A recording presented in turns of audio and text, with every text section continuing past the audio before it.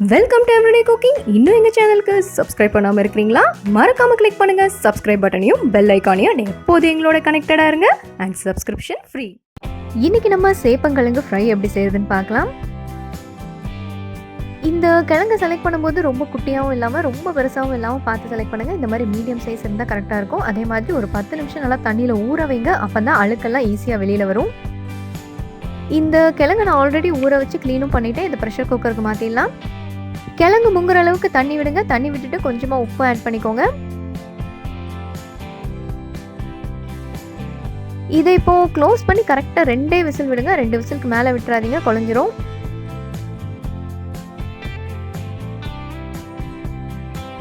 இதோ கிழங்கு வெந்துருச்சு. இதை வெளியே எடுத்துடலாம்.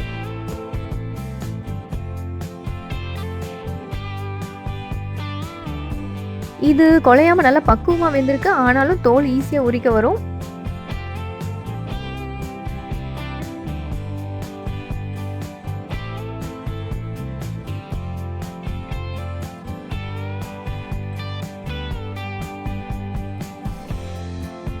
தோலெல்லாம் ரிமூவ் பண்ணியாச்சு. இப்போ இதை 2-3 கட் பண்ணிக்கோங்க. ரொம்ப குட்டி குட்டி பீசஸ் போட வேண்டாம், ஏன்னா சமைக்கும் போது குழஞ்சிரும்.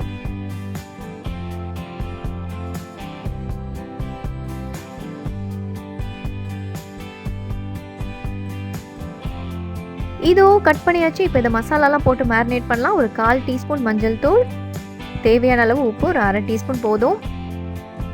1 டீஸ்பூன் அளவுக்கு மிளகாய் தூள். மசாலா அவ்வளோதான். மிளகாத்தூள் மட்டும் உங்கள் காரத்துக்கு தகுந்த மாதிரி கூடவோ குறைவோ ஆட் பண்ணிக்கோங்க. இதுக்கு வெறும் மிளகாத்தூள், மஞ்சத்தூள், உப்பு மட்டும் போதும். வேறு ஏதாவது கரம் மசாலாவோ இல்லை வேறு மசாலாவோ போட்டால் அந்த மசாலாவோட டேஸ்ட் தான் டாமினேட் ஆகும். ஸோ வேறு எதுவும் போட வேண்டாம். அண்ட் காரம் அதிகம் வேணுங்கிறவங்க இந்த மாதிரி மிளகாத்தூள் கொஞ்சம் அதிகம் சேர்த்துக்கோங்க. மசாலாவை இந்த மாதிரி முதல்ல பரட்டி வச்சுக்கிட்டிங்கன்னா உங்களுக்கு அடுப்பில் வச்சு கிளறும் போது ஈஸியாக இருக்கும். ஸோ இப்போ அடுப்புக்கு போயிடலாம். கொஞ்சமாக ஆயில் பேனில் விடுங்க. இதில் 1/2 டீஸ்பூன் கடுகு, 1/2 டீஸ்பூன் உளுந்து. கடுகு வெடிக்கட்டும். கடுகு வெடித்ததும் கொஞ்சமாக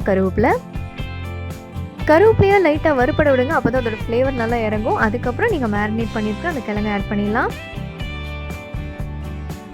இதை ஒரு 2 நிமிஷம் மீடியம் ஃப்ளேமில் வதக்கிட்டு அதுக்கப்புறம் ஃபுல்லாகவே இதை நம்ம லோ ஃப்ளேம்லேயே குக் பண்ண போகிறோம். அவுட்டர் லேயர் நல்லா கிறிஸ்பி ஆகணும். அப்போ தான் உள்ள வலுவழுப்பு போகும். ஸோ அப்படியே லோ ஃப்ளேமில் வச்சு அப்பப்போ கிளறிட்டே வாங்க போதும். இது ரெடியாக எப்படி ஒரு 10 நிமிஷம் ஆகும். ஸோ அப்பப்போ கிளறிக்கோங்க. பாத்திரத்தில் ஒட்டாமல் மட்டும் பார்த்துக்கோங்க. சேப்பங்கிழங்கு பொறுத்த வரைக்கும் கொஞ்சம் ஆயில் ஜாஸ்தியாக தேவைப்படும். ஏன்னா இதில் வலுவழுப்பு ஜாஸ்தி இருக்குது. கொஞ்சம் ஆயில் ஜாஸ்தியாக விட்டிங்கன்னா தான் அந்த வலுவழுப்பு போகும். நீங்கள் நான்ஸ்டிக் யூஸ் பண்ணுறதா இருந்தால் உங்களுக்கு எண்ணெய் அவ்வளோவா தேவைப்படாது. மீதி எந்த பாத்திரம் யூஸ் பண்ணாலும் கொஞ்சம் தாராளமாக எண்ணெய் விட்டுக்கோங்க. அப்போ தான் நல்லாயிருக்கும்.